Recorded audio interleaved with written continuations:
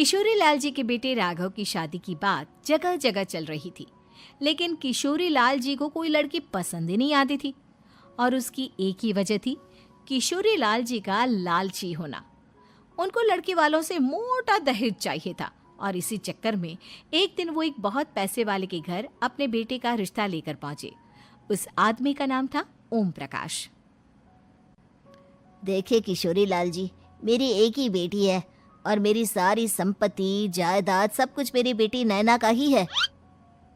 पापा, नाम से लगता है बहुत खूबसूरत होगी। कितना अच्छा नाम है ना, नैना। ओ, वैसे बात तो सही है आपकी। अब इतना पैसा है, जमीन जायदाद है, इकलौती बेटी, आप भी क्या करेंगे? सब कुछ उसे ही देंगे ना। बिल्कुल ठीक पहचाना आपने। बस बेटी की शादी और सारी जायदाद उसके नाम। पापा, बिना देखे हाँ कर दीजिए ना। इतना अच्छा रिश्ता फिर कहाँ मिलेगा? माला माल हो जाएंगे हम। मैं अपनी बेटी को बुलाता हूँ। अरे नहीं नहीं नहीं नहीं, आपकी बेटी का नाम नैना है, सुनकर ही लगता है बहुत सुंदर होगी। रहने दीजिए अंकल, मैं तो आपकी बेटी के नाम से ही इतना खुश हो गया हूँ कि उसे बिना देखे शादी करने को तैयार हूँ। अब तो मैं उसका चेहरा सीधे शादी के बाद ही देखूंगा। और इस तरह राघव नैना का चेहरा नहीं देखता और उससे शादी कर लेता है। शादी के बाद अपनी सुहाग रात पर जब राघव नैना का घूंघट उठाकर देखता है तो नैना की आंखें बंद थी। कितने खूबसूरत हो तुम नैना, जरा अपनी आंखें खोलकर मेरी तरफ देखो तो सही। नहीं, मुझे शर्म आती है। अरे, मैंने तुम्हें शादी से पहले भी नहीं देखा, और अब अगर तुम आंखें खोलकर मुझे देखोगी भी नहीं तो मुझे अच्छा कैसे लगेगा? इससे पहले कि नैना अपनी आंखें खोलकर राघव की तरफ देखती, अचानक से लाइट चली गई और राघव नैना को पूरी तरह से देख भी नहीं पाया। अगली सुबह नैना राघव के लिए नाश्ता बनाकर लेकर आई। अरे ये क्या, आधा पराठा सेका हुआ है और आधा बिल्कुल कच्चा। ये तुमने क्या किया नैना? बहू, तुमने क्या आधा पराठा तवे से नीचे लटका कर रखा था, जो आधा सेका है और आधा कच्चा? मुझे जितना दिखेगा उतना ही तो सीखूंगी ना पापा जी। जहाँ जहाँ मुझे नजर आ रहा था वहाँ मैंने सीख लिया, जहाँ जहाँ नहीं दिखा वहाँ कच्चा रह गया होगा। इसका क्या मतलब है? ये कैसा मजाक कर रही है तुम? अरे बहू, तुमने इतना लंबा घूंघट क्यों लगाया हुआ है? देखो, हमारे घर में बहुओं को बेटी की तरह रखा जाता है, और फिर तुम तो इतना सारा माल लेकर आई हो। देखो, ये घूंघट डालकर रखने की कोई ज़रूरत नहीं है। हाँ नैना, पापा जी ठीक कह रहे हैं, तुम तो आराम से रहो, अपना ही घर समझो। नैना अचानक से अपना घूंघट उठा लेती है। अरे ये क्या पापा, नैना की तो एक आंख फूटी हुई है। नाम से नैना, लेकिन ये तो कानी बहू निकली। मेरे साथ धोखा हुआ है, धोखा। बिना दिखाए अपनी कानी लड़की मेरे संग ब्याह दी। मुझे कानी बीवी नहीं चाहिए। मुझे अभी ओम प्रकाश जी से बात करनी पड़ेगी।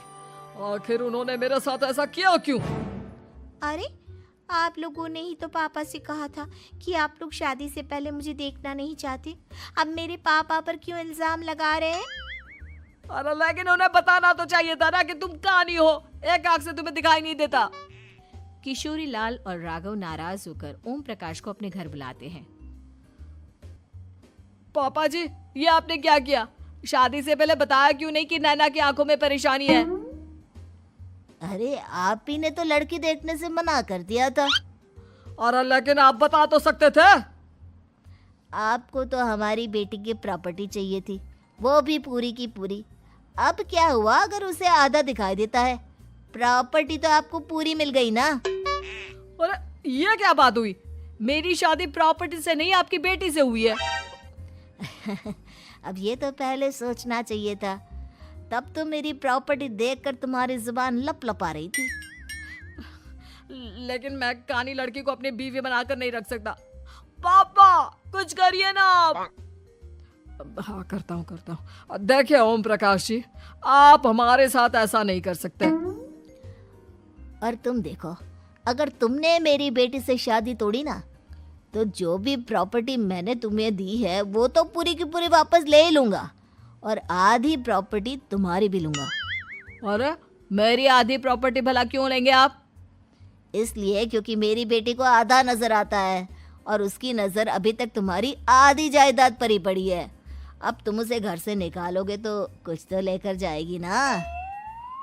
और अगर हम आपकी बेटी को अपने घर की बहू बना कर रखे तो?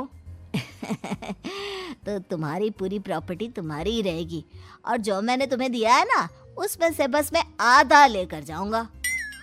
अरे लेकिन अब आप अपनी दी हुई प्रॉपर्टी में से आधी वापस क्यों लेकर जाएंगे?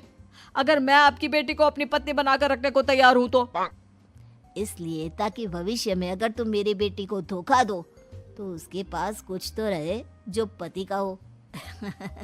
वैसे मेरे पास तो बहुत कुछ है लेकिन अपने पति की कोई निशानी तो उसके पास होनी चाहिए ना। अब अगर तुमने मेरी बेटी को कहानी कहा तो तुम्हें प्रॉपर्टी भी कहानी ही मिलेगी, पूरी नहीं। जमाए राजा। किशोरी लाल और राघव समझ चुके थे कि वो बुरी तरह फंस चुके हैं और अब उनके पास वहां से निकलने का कोई चारा नहीं है। अब समझ में आया ना, लालच बुरी बला होती है। एक तो तुम्हें प्रॉपर्टी मिली, ऊपर से बीवी मिली, उसमें तुम्हें नखरे भी दिखाने हैं। आए बड़े, चुपचाप बैठो दोनों। कुछ दिनों के बाद नैना राघव की कार लेकर बाजार घूमने निकलती है और जब कार लेकर वापस आती है, ये क्या? एक तरफ से मेरी गाड़ी पूरी खराब हो चुकी है। लगता है तुमने मेरी गाड़ी को किसी दूसरी गाड़ी के साथ एक्सीडेंट किया है। अरे अरे कितना बड़ा नुकसान कर दिया तुमने बहू। वो क्या है ना पापा जी, मुझे एक आंख से दिखाई नहीं दे रहा था, सामने से गाड़ी आ रही थी। मुझे तो सिर्फ आधा ही दिखाई दिया और वो गाड़ी मेरी कार से रगड़ते हुए निकल गई। अब मैं क्या करूं बताओ? आप इसे ठीक कराने के पैसे कौन देगा? तुम्हारे पापा। तुमने मुझसे इस तरह से बात की? अभी रुको। नैना राघव की शिकायत ओम प्रकाश को कर देती है।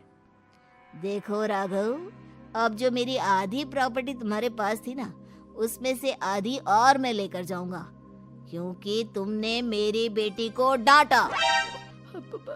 अरे नहीं नहीं पापा जी, गलती हो गई, माफ कर दो। गलती की तो कोई गुंजाइश ही नहीं। अगली बार मेरी बेटी को डांटा तो बची हुई आधी में से आधी और ले जाऊंगा। लालच के चक्कर में हम दोनों ने बहुत बड़ी गलती कर दी बेटा। एक तो तुम्हें कानी बहू मिली और ऊपर से जो माल मिला वो भी काना।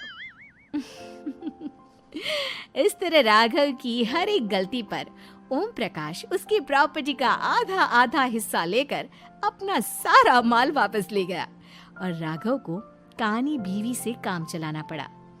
भाई लालच वाकई में बुरी बला है।